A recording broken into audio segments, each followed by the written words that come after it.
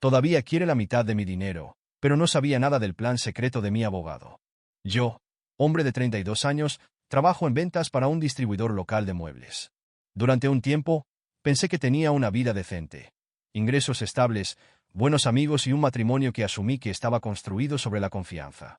Resulta que estaba completamente equivocado en esa última parte. Mi esposa, llamémosla simplemente esposa, me quitó la alfombra de debajo de los pies.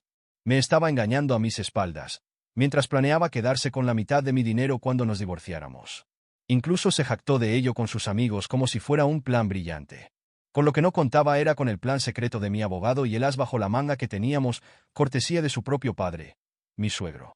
Era como algo salido de una telenovela, excepto que era mi vida real, y casi me destroza. Permítame retroceder a cómo esposa y yo nos conocimos. Nos conocimos a mediados de nuestros 20 años a través de un amigo en común que pensó que haríamos buena pareja. Tuvimos algunas citas tranquilas, viendo películas al azar en casa, pidiendo comida para llevar a medianoche y, básicamente, conectando por memes estúpidos de Internet. Ella trabajaba en la planificación de eventos, lo que significaba que pasaba mucho tiempo lidiando con conferencias corporativas, galas elegantes y otros eventos de alto estrés. Recuerdo admirar cómo parecía mantener la calma bajo presión, o al menos actuaba como si lo hiciera. Después de unos 2 años de noviazgo, nos comprometimos. Nuestra boda fue una reunión relativamente pequeña en un jardín botánico local. Su padre, mi suegro, nos ayudó a elegir el lugar. Le encanta la naturaleza y siempre hablaba de cómo estar rodeado de vegetación puede calmar el alma. En ese momento, aprecié su aporte. Pensé que era una señal de que seríamos una familia unida. Bueno, avancemos rápidamente unos años en el matrimonio. De repente, el estado de ánimo de esposa comenzó a cambiar drásticamente. Estaba pegada a su teléfono a horas extrañas. Si tan solo le preguntaba, «Oye, ¿con quién estás hablando por mensaje?», explotaba como si estuviera cruzando una línea. Empezó a llegar a casa muy tarde, alegando que eran cosas del trabajo, pero el mundo de la planificación de eventos no es una locura las 24 horas del día, los 7 días de la semana, al menos no todas las noches. Traté de abordarlo con calma. Le pregunté si algo andaba mal o si nos estábamos distanciando. Respondía bruscamente que todo estaba bien y me acusaba de ser paranoico. Sin embargo, tuve esa sensación. Simplemente no desaparecía. Una mañana, cuando ella ya había salido, estaba a punto de irme al trabajo y vi su teléfono en la encimera de la cocina. Las notificaciones seguían iluminándolo. Normalmente respeto la privacidad, pero ver repetidos mensajes de texto de un contacto guardado con un extraño nombre de una sola letra activó todo tipo de alarmas. Revisé, y ahí fue cuando todo se derrumbó. Los mensajes eran explícitos. Hablaban de noches en hoteles, encuentros clandestinos y referencias a la otra noche. Mi mente se quedó en blanco. Fue como si un torbellino de traición me golpeara en el estómago. Traté de calmarme lo suficiente como para pensar con lógica. Tomé capturas de pantalla con mi propio teléfono. En ese momento, supe que se había acabado el juego para nuestro matrimonio. Esa misma noche, la confronté. Ni siquiera se molestó en negarlo. Le dio la vuelta al asunto, diciendo cosas como, «Bueno, es porque no me prestas atención o has estado tan aburrido. ¿Qué esperabas?». Mi ira estalló, pero debajo de ella había una angustia. ¿Cómo habíamos pasado de cenas acogedoras y mañanas de domingo perezosas a esto? Le dije que quería el divorcio de inmediato. Actuó sorprendida, aunque más por mi reacción que por sus propias acciones. Se hizo evidente que pensaba que podía engañar sin consecuencias. Tal vez pensó que era demasiado dócil para defenderme. Estaba equivocada. Recurrí a mi padre en busca de consejo. Es un tipo tranquilo que siempre ha sido mi fuente de sabiduría sensata. Me dijo que no hiciera nada impulsivo, que me mantuviera tranquilo y reuniera mis pensamientos. Mi madre, por otro lado, estaba lista para arrastrar a esposa por el barro frente a toda la familia. Me costó mucho convencerla de que no hiciera una gran escena. Mientras todo esto sucedía, esposa tuvo la audacia de actuar como si fuera la víctima, como si estuviera reaccionando exageradamente a lo que ella llamó un error inofensivo. Sabía que necesitaba ayuda legal, así que contacté a un abogado recomendado por un amigo. Llamémoslo abogado. El abogado era conocido por ser una bestia en los casos de divorcio. Agudo, estratégico e intrépido en los tribunales. Nos reunimos y le expuse toda la situación. El abogado me miró y dijo, «Está bien, veamos qué podemos hacer. Pero créeme, si lo que me dices es cierto, no se irá con la mitad de tu dinero». Eso era exactamente lo que necesitaba oír. Ahora, aparentemente, Esposa comenzó a jactarse con sus amigos sobre cómo iba a terminar llena de dinero una vez que pasáramos por el divorcio. Me llegó la noticia por un conocido en común. Me dolió, como si estuviera bailando sobre la tumba de nuestra relación incluso antes de que hubiera terminado oficialmente. El abogado me dijo: no te preocupes, nos encargaremos de ello. Recopilemos todo lo que podamos. Explicó que en nuestro estado, si podíamos demostrar que ella malgastó los fondos del hogar en su aventura o cometió una falta conyugal, el juez podría ponerse de mi lado a la hora de dividir los bienes. Un par de semanas después, recibí una llamada inesperada de mi suegro. Tiene unos 60 años y solía ser una presencia tranquilizadora. Nos reunimos en un restaurante local para comer panqueques. Me dijo que esposa se había acercado a él, pidiéndole que confirmara un préstamo para un auto de lujo. Cuando le preguntó por qué necesitaba un confirmante, ella inventó una historia sobre que yo era controlador y me negaba a dejarla usar nuestro dinero. Básicamente me pintó como un monstruo autoritario. Eso le encendió las alarmas, así que decidió escuchar mi versión antes de hacer nada. Una vez que le conté lo que realmente sucedió, su aventura, sus salidas nocturnas, sus sospechosos mensajes de teléfono, quedó devastado. No podía creer que su hija se rebajara tanto. Se disculpó en su nombre. Dijo que se sentía culpable por no haber notado su comportamiento antes. Salí de esa conversación con una extraña mezcla de alivio y angustia. Alivio porque alguien más entendía la verdad. Angustia porque había llegado a esto con un hombre que una vez me mostró felizmente un jardín botánico para nuestra boda. Le transmití todo al abogado. Me dijo que mantuviera abiertas las líneas de comunicación con mi suegro, que tenerlo como testigo sobre su carácter podría ser crucial, dijo el abogado. Mientras tanto, esposa seguía actuando como si sus salidas nocturnas y sus mensajes de texto secretos no fueran asunto mío. Llegaba a casa a horas extrañas oliendo a un perfume que no era el suyo, o invitaba a sus amigas a casa y las oía reírse en susurros sobre lo despistado que yo era. En ese momento, empecé a grabar conversaciones aquí y allá, cualquier cosa que pudiera ayudar a probar sus intenciones de dejarme sin un centavo. Una noche, esposa tenía a sus amigas en casa y estaban bebiendo vino en la sala de estar. Las escuché hablar de mí como si fuera un tonto ingenuo. Decían cosas como: no tiene ni idea. Se va a quedar con lo que es suyo. La arrogancia me hizo hervir la sangre. Pero me mantuve tranquilo, me retiré a mi habitación y grabé lo suficiente para compartirlo con el abogado. Esto es oro, me dijo. Básicamente están confirmando su plan. Pero la mayor prueba llegó poco después: recibos. Recibos reales de estancias en hoteles, cenas elegantes e incluso lencería que compró con una tarjeta de crédito doméstica que estaba a mi nombre, utilizada principalmente para compras de supermercado y gastos diarios. Me sentí mal al mirarlos, cada uno de ellos era básicamente una marca de tiempo de su traición. El abogado los vio y dijo: podemos demostrar que usó tu dinero para financiar su aventura. Esto será enorme en el tribunal. Cuando finalmente le entregamos los papeles del divorcio, se puso histérica. Gritó algo como: no puedes probar nada, y amenazó con mentir diciendo que yo era abusivo. Estaba furioso. Le dije: nunca te he puesto la mano encima y lo sabes. Intenta mentir bajo juramento y verás lo que pasa. Eso la calló por un momento, pero al día siguiente volvió a sonreír con suficiencia y a decir: aún así me iré con lo que merezco. El abogado siguió construyendo nuestro caso, centrándose en pruebas claras de sus gastos y en la prueba de que utilizó la relación para establecerse financieramente. Entonces, de la nada, mi suegro me volvió a llamar.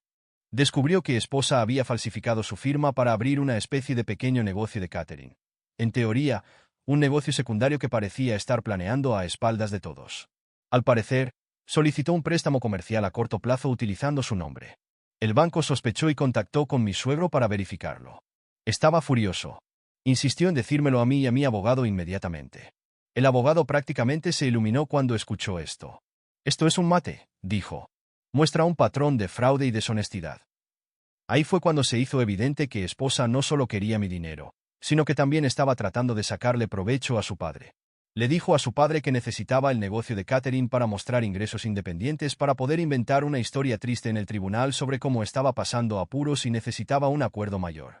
O tal vez solo quería un plan de respaldo después de sacar provecho de mí. En cualquier caso, falsificar la firma de su propio padre fue la gota que colmó el vaso para él. Me dijo que estaría más que dispuesto a testificar en su contra si llegaba el caso. Las semanas previas a la audiencia judicial fueron una montaña rusa. Dormí en la habitación de invitados, evitando cualquier confrontación directa con esposa. El abogado me aconsejó que mantuviera la calma porque cualquier discusión acalorada podría tergiversarse en mi contra. Mientras tanto, Esposa se pavoneaba por la casa como si fuera la dueña, apenas reconociendo mi existencia excepto para lanzar comentarios sarcásticos.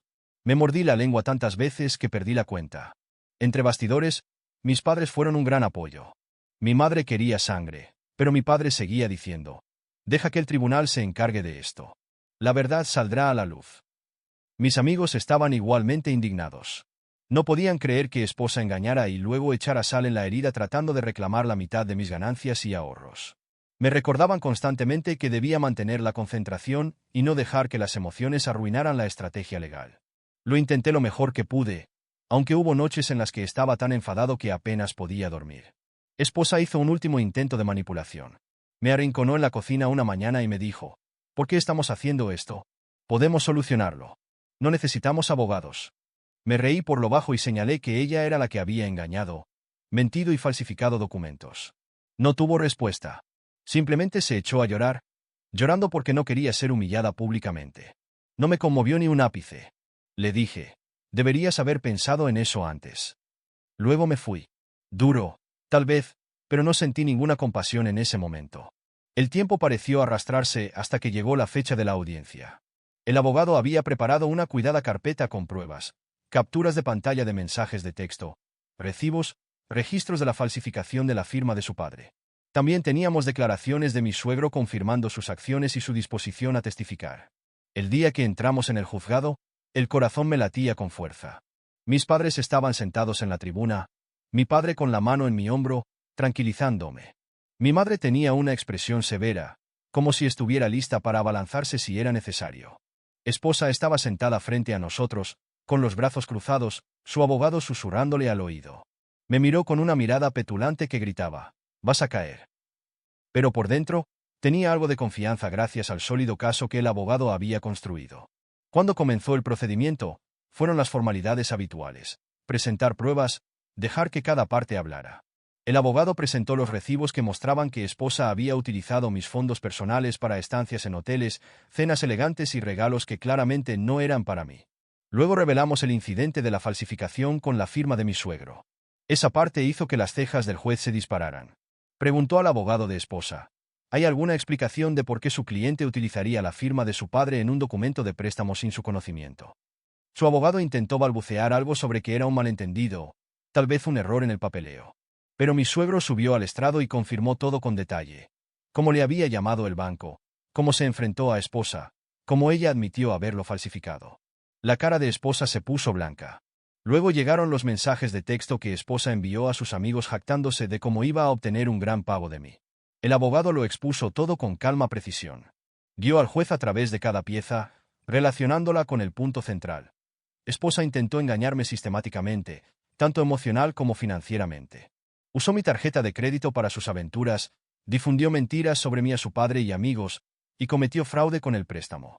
A medida que salía a la luz cada nuevo detalle, casi podía ver cómo se erosionaba la paciencia del juez. El abogado de esposa intentó argumentar que la infidelidad conyugal no siempre afecta a la división de bienes, pero el abogado respondió enfatizando el mal uso de los fondos y el comportamiento fraudulento, lo que absolutamente puede afectar a la forma en que se dividen los bienes en nuestro Estado. El juez pareció estar de acuerdo, especialmente dada la flagrante naturaleza de los recibos. Cuando el juez finalmente habló, fue como si la tensión en la sala estuviera a punto de explotar. Le dijo a esposa, de forma educada pero firme, que sus acciones demostraban mala fe y que, en estas circunstancias, no tenía derecho a una división típica de bienes al 50/50. De hecho, el juez indicó firmemente que la parte de esposa sería significativamente menor a la mitad debido a las pruebas de engaño y fraude. El abogado había predicho este resultado, pero escucharlo en voz alta fue como si me quitaran un gran peso de encima.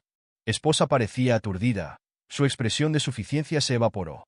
Intentó decir algo sobre la angustia emocional y cómo supuestamente la ignoré durante meses, pero el juez no pareció inmutarse. El juez ya había visto pruebas sólidas que contradecían las afirmaciones de esposa. Básicamente, desestimó las excusas de última hora de esposa y reiteró que falsificar documentos oficiales y malversar fondos es un asunto serio. Después de que se levantara la sesión, esposa acorraló a su padre en el pasillo. Empezó a gritarle: «¿Me has traicionado? ¿Eres mi padre?». La gente que pasaba nos miraba. Él simplemente dijo con calma: «Te traicionaste a ti misma al hacer todo esto. No me culpes por decir la verdad». Ese momento fue desgarrador de ver. Imagina a un padre teniendo que repudiar públicamente las acciones de su propia hija. Pero tenía razón. Ella se lo había buscado. La conferencia final del acuerdo tuvo lugar un par de semanas después. El papeleo oficial tuvo que ser resuelto, pero básicamente era una formalidad en ese punto. Esposa obtuvo una parte de nuestra propiedad matrimonial, pero ni de cerca la mitad, considerando que había usado una parte de mi dinero para financiar su aventura. El juez compensó esa cantidad de su parte. Además de eso, el juez la amonestó por falsificar la firma de su padre. Aunque no fue un juicio penal, ciertamente no ayudó a su credibilidad en el asunto civil. Cuando el polvo se asentó, salí del juzgado con una mezcla de alivio, ira y un extraño vacío. No es que saliera celebrando. La mujer que una vez amé se había convertido en mi peor enemiga. Pero al menos no me iban a robar a ciegas. El abogado me dio una palmadita en la espalda y dijo: «Este es un resultado justo dadas las circunstancias. Me alegro de que hayamos podido obtener justicia para ti». Le di las gracias efusivamente. Había hecho un trabajo increíble exponiendo sus maquinaciones. Sin él, ¿quién sabe qué habría hecho? Mis padres me abrazaron con fuerza. Mi madre susurró: «Nunca te mereció», mientras que mi padre dijo: «Ahora puedes seguir adelante. No dejes que esto te defina». Un buen consejo, pero más fácil de decir que de hacer.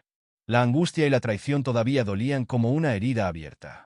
Unos días después, me reuní con mi suegro, solo nosotros dos, en un parque local. Se disculpó de nuevo por todo el caos. Dijo que se sentía culpable, preocupado por si había pasado por alto las señales de alerta en el comportamiento de su hija. Le dije: «No es culpa tuya. Ella tomó esas decisiones por su cuenta». Pude ver el dolor en sus ojos. Había perdido un nivel de confianza en su propia hija, todo por sus interminables mentiras y manipulaciones. Me mudé de nuestra antigua casa bastante rápido. Utilicé parte de mis ahorros para dar el pago inicial de un modesto condominio más cerca de mi trabajo. Mi padre me ayudó a transportar los muebles. Mi madre se preocupó por cómo organicé la cocina. Recibí llamadas y mensajes de amigos en común que habían oído fragmentos de la historia.